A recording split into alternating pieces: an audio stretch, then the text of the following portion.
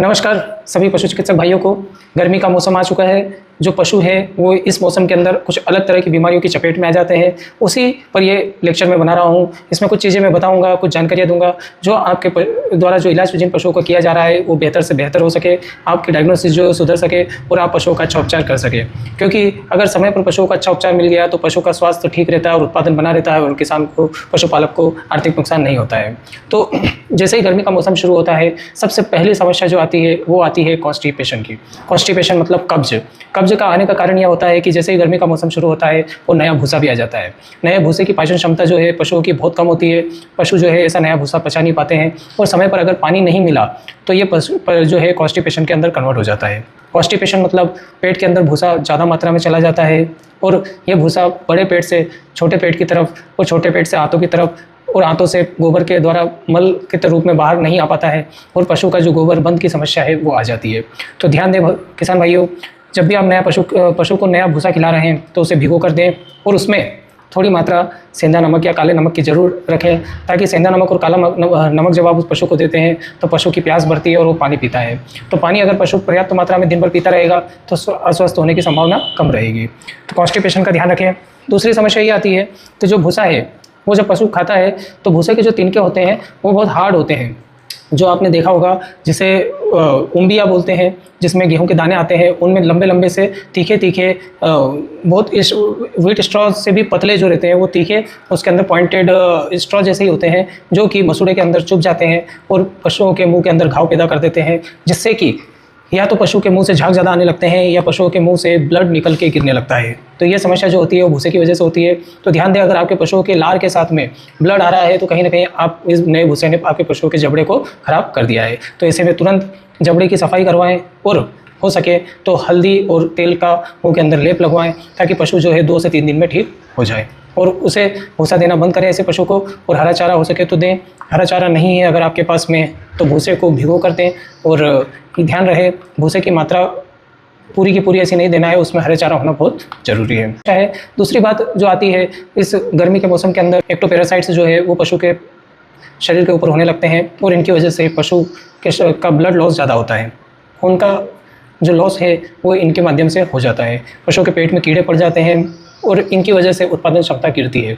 तो आप ध्यान दें कि अपने पशुओं को पेट के कीड़े की और बाहरी परजीवी जो है उनकी गोली जरूर दें। इससे क्या है कि आपके पशु जो है उनकी उत्पादन क्षमता नहीं गिरेगी, उनका स्वास्थ्य और उनकी इम्यूनिटी बनी रहेगी।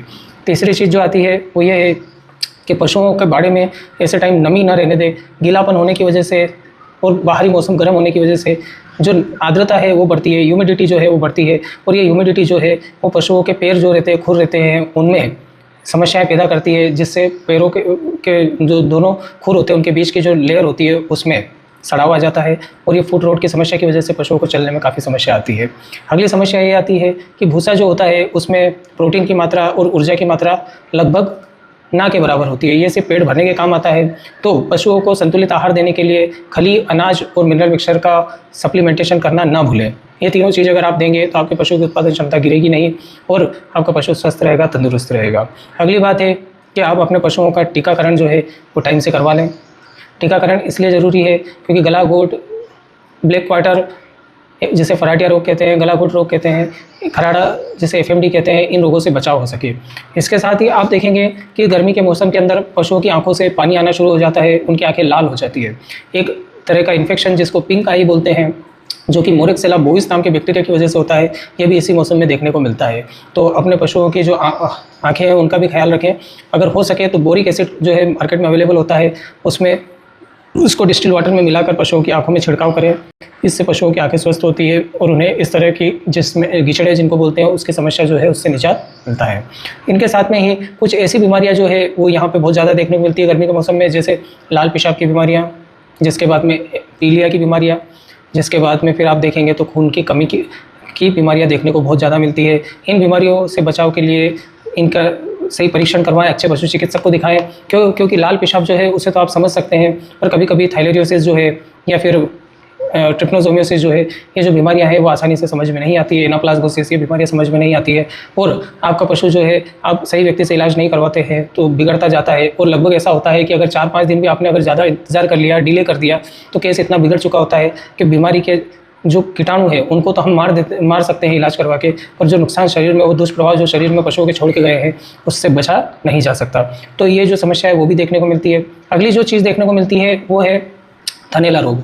इस टाइम पे समर में मेस्टाइटिस होता है, और ये एक अलग ही तरह का थनैला होता है जिसमें जो आंचल के अंदर दूध होता है उसका पानी बन जाता है, और वो जो आंचल के अंदर जो पानी होता है वो बहुत ही दुर्गंध देने वाला होता है, बहुत ही सड़ांध वाला पानी होता है, और उसकी वजह से दूध पूरी तरीके से आपके पशु का ख़त्म हो जाता है और आपके पशु के आंचल परमानेंटली ख़राब हो जाते हैं। तो थनैला रोग से बचाने के लिए अच्छे से उसको उपचार करवाएं। पशु का समय पर अगर उपचार हो जाता है तो थनैला रोगों से भी उपचार में फ़ायदा मिलता है। अगली जो बीमारी आती है, आप देखेंगे कि पशुओं को बुखार आता है और लगड़ापन शुरू हो जाता है, जिसे एफिमेरल फीवर कहते हैं। ये जो 3 डे सिकनेस होती है, इससे भी पशुओं को बहुत नुकसान होता है। इस 3 डे सिकनेस को भी अधिक तरह से इसके जो केस है वो भी गर्मी के मौसम में ही देखने को मिलते हैं। तो आपका पशु अगर 2-3 दिन से लगातार लंगड़ा रहा है तो कहीं ना कहीं आप सतर्क हो जाइए। हो सकता है कि आपके पशु को एफिमेरल फीवर हो, 3 डे सिकनेस हो। और अगली बीमारी जो समर में ज़्यादा देखने को मिलती है वो है ब्लू टंग। ब्लू टंग भी क्या है, ये वेक्टर बोर्न डिसीज़ है ना। इसमें भी क्या है, परजीवी की वजह से, पैरासाइट्स की वजह से ये एक एनिमल से दूसरे एनिमल में ट्रांसमिट होती है। तो इससे भी अपने पशु का ध्यान रखें। LSD जो बीमारी है, लंपी स्किन डिसीज़, गायों में ज़्यादा देखने को मिलती है, भैंसों में कम देखने को मिलती है, पर यह भी एक खतरनाक बीमारी है और इससे भी बचाव रखना। इसका टीकाकरण पशुओं में, गायों में टीकाकरण करवाएं और इससे बचाव करें। अधिकतर क्या होता है, गर्मी के मौसम में पशुओं को मिनरल मिक्सचर नहीं मिलता है और उन्हें पर्याप्त मात्रा में संतुलित आहार नहीं मिलता है, तो उनके अंदर पाइका डेवलप हो जाती है। पाइका मतलब यह है कि वो दीवार चाटने लगता है, ऐसा पशु मिट्टी खाने लगता है ना, और अनर्गल चीज़ें जैसे कपड़ा खाने लगता है। तो इन चीज़ों की जो हैबिट डेवलप होती है वो फास्फोरस की कमी से होती है।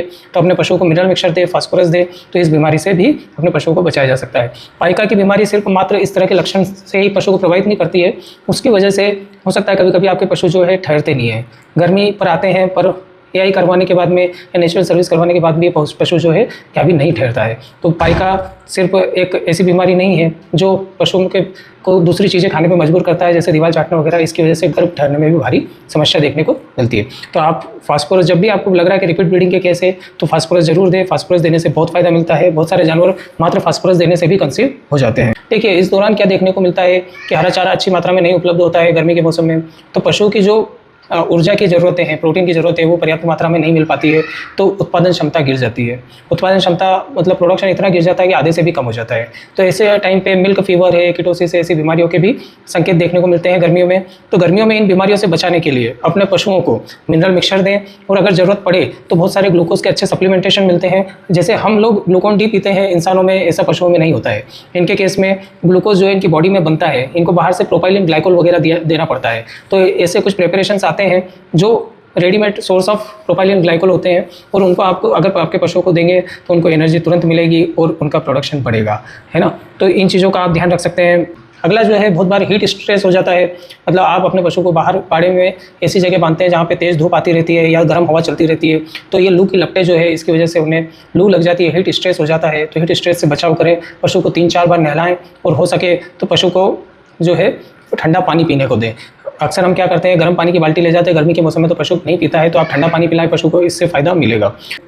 फिर क्या है कि अगली बात यह आती है कि जब भी आप अपने पशुओं को दे रहे हैं, कुछ भी खिला रहे हैं, मतलब हरा चारा है, भूसा वगैरह, तो उसको सानी बना के दें।